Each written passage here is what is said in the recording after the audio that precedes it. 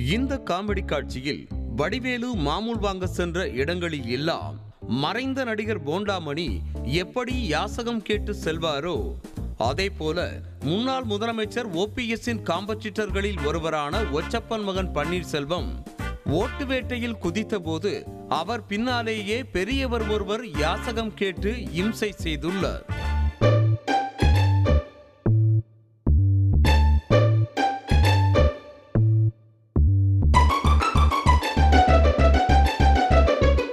முதலமைச்சர் ஓபிஎஸ் பாஜக கூட்டணியில் ராமநாதபுரத்தில் சுயேட்சையாக போட்டியிடும் கதை பலமுறை அரைத்த மாவுதான் என்றாலும் அனுதாபப்படக்கூடிய கதை என்பதில் எந்த மாற்று கருத்தும் இல்லை. ஒச்சாத்தேவர் மகன் பன்னீர்செல்வம், ஒய்யாத்தேவர் மகன் பன்னீர்செல்வம், ஒச்சப்பன் மகன் பன்னீர்செல்வம் என ஒரே இனிஷியலோடு 5 பன்னீர்செல்வங்கள் மற்றும் எம் இனிஷியல் கொண்ட ஒரு பன்னீர்செல்வம் என மொத்தம் 6 பன்னீர்செல்வங்கள் வேட்புமனு தாக்கல் செய்தனர்.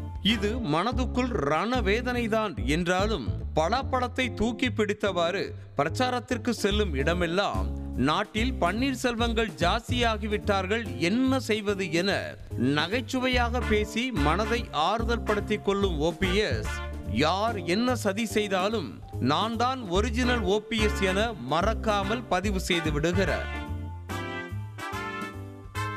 தேர்தலுக்கு விரல் விட்டு எண்ணக்கூடிய நாட்களே உள்ள நிலையில் அடித்து பிடித்து வேட்புமனு தாக்கல் செய்த 5 பன்னீர்செல்வங்களும் பிரச்சாரமா அப்படியென்றால் என்ன என்பதை போல சைலண்ட் மோடிலேயே உள்ளனர்.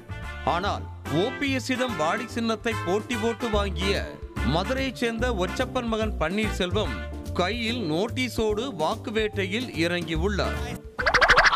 ராமநாதபுரம் வழிவிடு முருகன் கோவிலில் இருந்து தனது பிரச்சாரத்தை துவங்கினார் ஒச்சப்பன் மகன் பன்னீர்செல்வம். காய்ந்த சீமை கருவேல குச்சியில் கேலண்டர் அட்டையை கட்டி வைத்து அதில் வெற்றி வேட்பாளர் ஓபிஎஸ் என எழுதப்பட்ட நோட்டீஸை ஒட்டி அதனை இருவர் பிடித்துக் கொண்டிருக்க ஒச்சப்பன் மகன் ஓபிஎஸ் வாடி சின்னத்திற்கு வாக்கு சேகரித்தார்.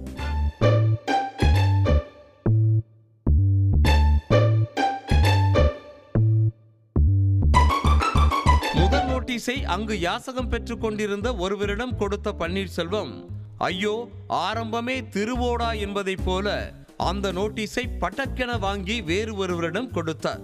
இதனையடுத்து கடைகள், ஆட்டோ ஓட்டுநர்கள், கோவிலுக்கு வந்த பக்தர்கள் என கண்ணில் பட்டவர்களுக்கெல்லாம் நோட்டீஸை கொடுத்து வாடி சின்னத்திற்கு வாக்குகளை வாரி குவிக்க வேட்பாளரின் பின்னாலேயே காவி உடையணிந்த பெரியவர் ஒருவர் யாசகம் கேட்டு நடையாய் நடந்தார்.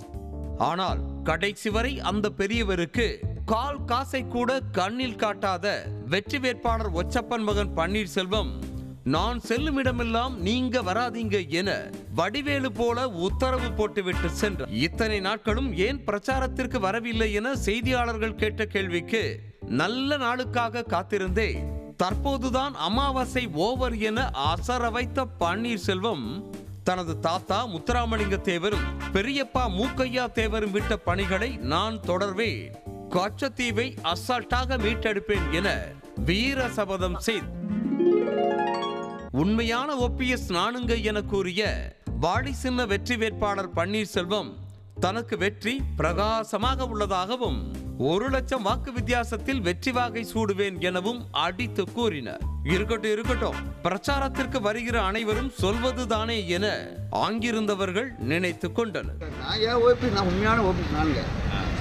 உண்மையான ஓபிஎஸ் நானு இந்த மண்ணுக்கு சொந்தக்காரன் நான் இன்னைக்கு இல்ல. உங்களோட வெற்றி வாய்ப்பு எப்படி இருக்கு? எனக்கு பிரகாசமா இருக்கு. செய்திகளை உடனுக்குடனும் துல்லியமாகவும் தெரிந்து கொள்ள சப்ஸ்கிரைப் பண்ணுங்க.